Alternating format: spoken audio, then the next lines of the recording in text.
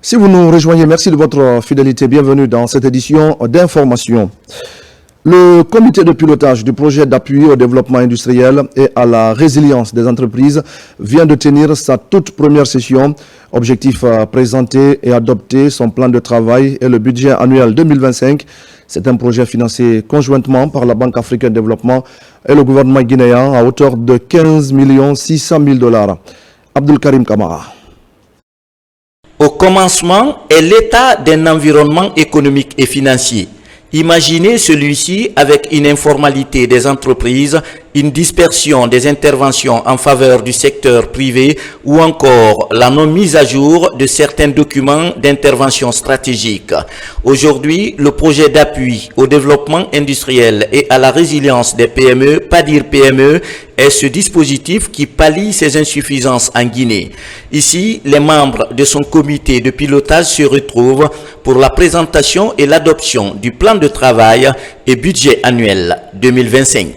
Ce projet, c'est comment traduire en des faits concrets la politique nationale de développement industriel qui vient d'être adoptée par le gouvernement. La seconde dimension, c'est l'appui institutionnel. Vous avez un ensemble d'acteurs qui interviennent en faveur du secteur privé. Il faut renforcer leurs compétences pour soutenir convenablement le secteur privé. La troisième dimension, on a besoin vraiment d'avoir des instruments qui répondent de façon appropriée aux besoins réels du secteur privé et du secteur industriel du Guinée. Le PADIR PME a 3 composantes et les structures bénéficiaires des activités planifiées pour 2025 sont pour la plupart logées au ministère du Commerce, Industrie et PME. Cela arrive à un moment où un recensement général des entreprises industrielles a donné naissance à une cartographie de l'industrie guinéenne. Ce projet nous appuie pour continuer ce travail que nous avons déjà commencé dans le cadre de la mise en œuvre de la politique. Donc la vulgarisation de la politique nationale de développement industriel sur l'élaboration des textes réglementaires, dans la mise en œuvre du Conseil national de l'industrie.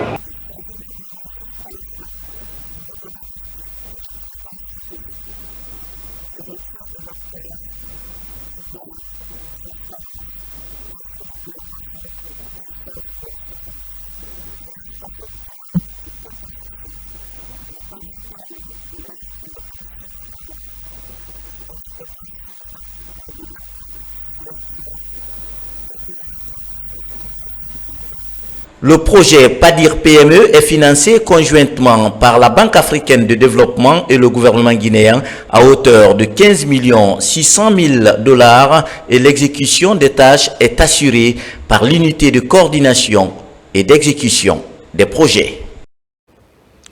Et pendant ce temps, le désenclavement informationnel se poursuit à l'intérieur du pays. À Farana, les efforts sont en cours pour relancer la radio rurale et également rénover ses studios, ainsi que pour permettre aux citoyens de suivre les antennes de la radio nationale. C'est le ministère de l'Information et de la Communication qui continue d'agir ainsi pour permettre aux citoyens de la région d'être mieux informés donc de ce qu'il se passe à travers le pays. Ibrahima Oulé Fofana et Silati Kourouma. À Farana, comme dans plusieurs localités autrefois coupées du flux médiatique, l'accès à l'information devient une réalité palpable. Cette transformation porte la signature du ministre de l'Information et de la Communication, Fana Souma, sous l'impulsion visionnaire du général président de la République. En témoigne la réhabilitation complète du studio de la radio rurale de Farana, doté de nouveaux équipements pour améliorer la qualité de la diffusion. La voix de la révolution renaît sur les ondes pour le plus grand bonheur des auditeurs du 140. On a connu ce studio et aujourd'hui nous trouvons un grand changement parce que nous avons observé qu'il y a beaucoup de choses qui ont changé et aujourd'hui nous constatons aussi que le signal de la radio nationale est revenu. Depuis des années, moi je suis là il y a bientôt 3 ans, on n'a jamais eu l'occasion d'écouter la radio nationale. Mais je profite de l'occasion pour dire merci à monsieur le ministre.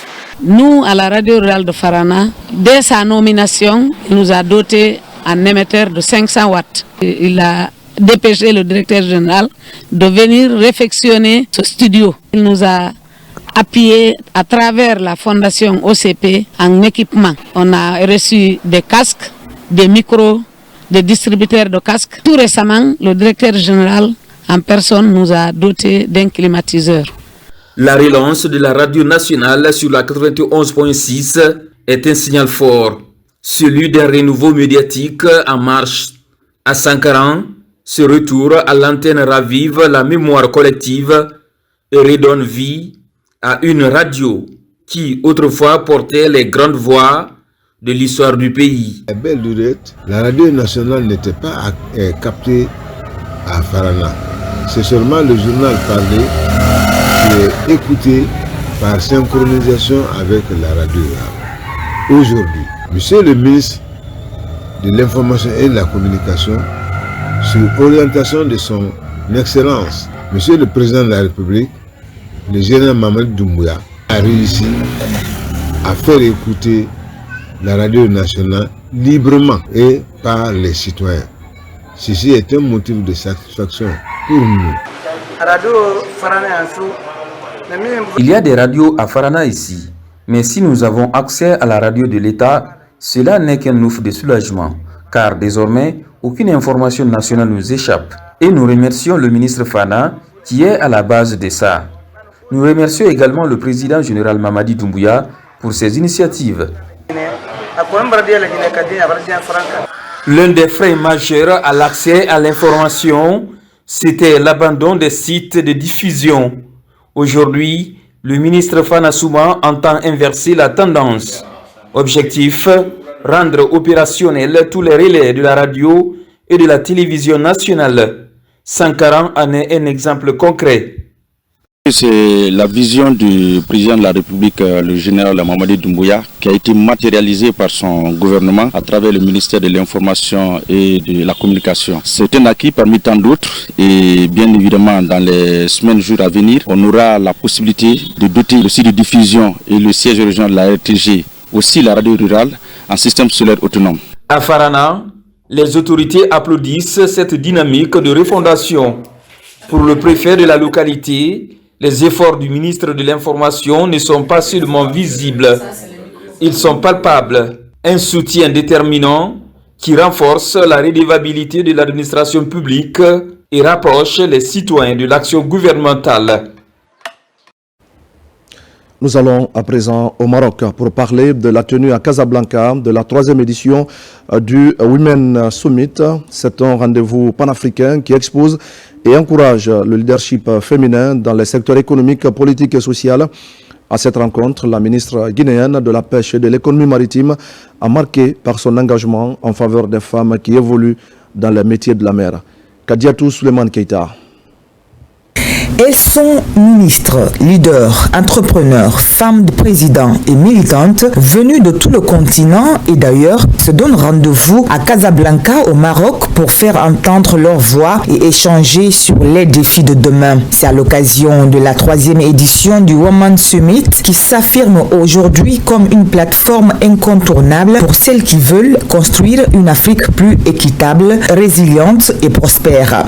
Une édition qui est dédiée pour l'empowerment des femmes, pour l'inclusion au féminin et aussi pour la création des ponts entre l'Afrique et aussi les pays européens. Donc on a reçu pour cette édition son Excellence la 2e dame du Libéria avec Madame la ministre de la Pêche maritime de la Guinée et principalement je dis un grand merci à toute la délégation qui ont fait le déplacement, qui ont libéré leur agenda pour venir, pour faire rayonner la Guinée.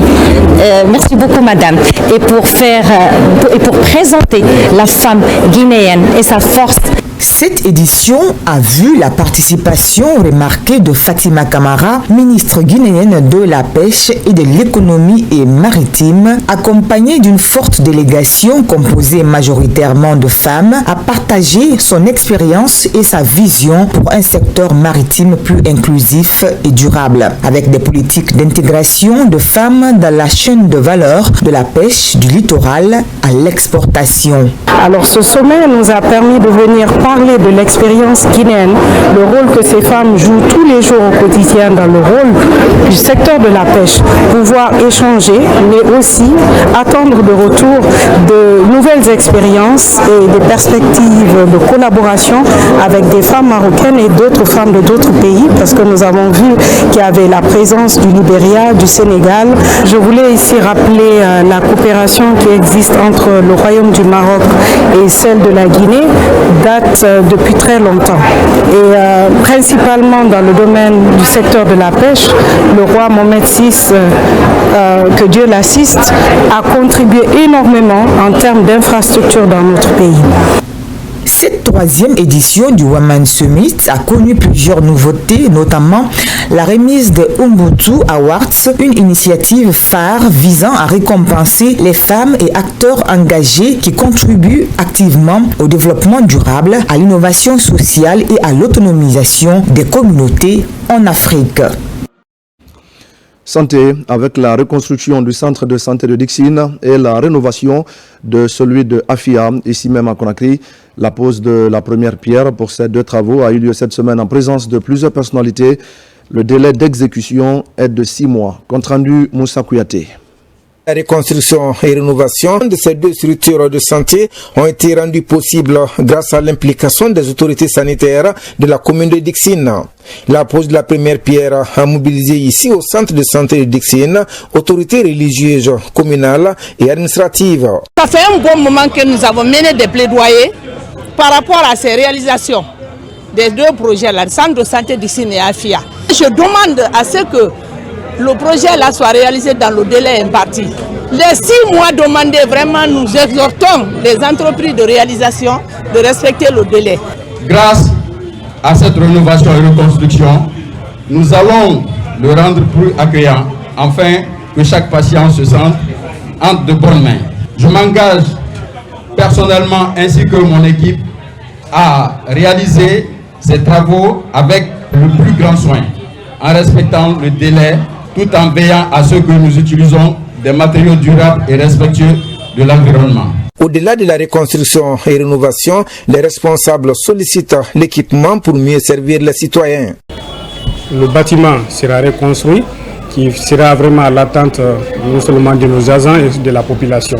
Mais on ne va pas cesser de lancer des plaidoyers pour que ces centres soient équipés.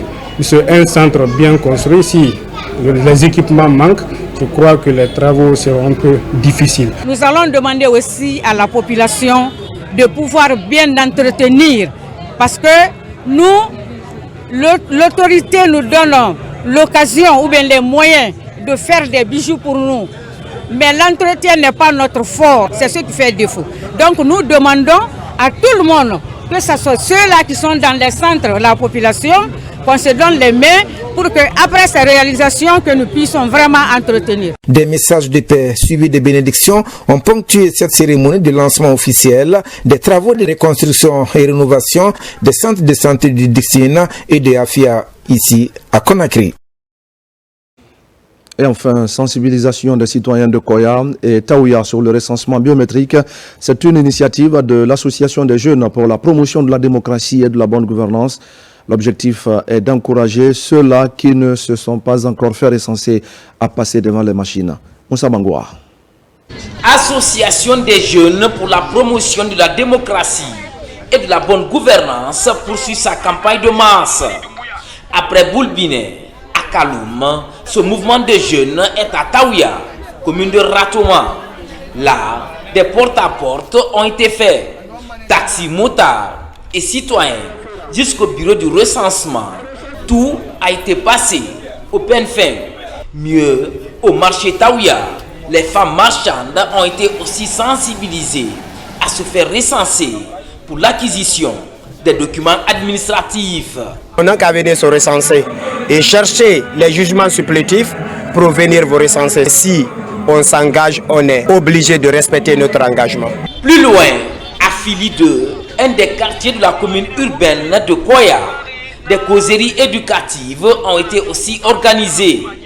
Jeunes, femmes et sages ont été édifiés sur l'importance du recensement. Pour la sensibilisation, je lance encore un appel à toute la population qui ne se sont pas encore recensées de venir se faire recenser. On n'a pas le temps maintenant là. Ça nous reste quelque temps que tout le monde vienne se faire recenser pour avoir une identité. Notre cher président de la République, son Excellence le général Mamadi Doumbouya, a fait de ce recensement une des priorités. Donc nous sommes dans les dernières minutes du recensement. Donc c'est pourquoi notre président, M. Touré Ibrahima Sori, a trouvé nécessaire de profiter de ce petit temps pour encore rappeler vraiment aux citoyens de leurs droits. Parce que se faire recenser, c'est un devoir. En plus du quartier Fili 2, l'association des jeunes pour la promotion de la démocratie et de la bonne gouvernance s'est rendue au marché de la commune urbaine de Koya. Vendeurs, marchands et acheteurs étaient tous édifiés sur les avantages liés au recensement. Leur quotidien, c'est être dans le marché. Mais leur faire comprendre que ce n'est pas en étant au marché qu'elles peuvent se faire recenser. Il faut qu'elles sortent, aller vers les agents recenseurs, se faire recenser pour que leur voix compte. Parce que ce recensement, il est pour tout le monde. Dans le développement du pays, il faut que l'État sache qui tu es. Tu es guinéen, tu es vivant, tu es mort, il faut que l'État sache tout ça. Donc c'est pour ça que l'État a initié cette chose. C'est pour maîtriser sa population. Mobilisons-nous pour le recensement. Avec ce slogan, Agir de Bog compte aller jusqu'au bout, afin que ce projet d'utilité publique soit une réussite et profitable à tous les Guinéens. Toute chose qui favorise le développement. Et voilà, mesdames et messieurs, c'est la fin de ce journal. Merci à tous de l'avoir suivi. Je vous retrouve demain pour d'autres actualités de la Guinée, notre paradis, terre de richesse et d'innovation. Bonsoir à tous.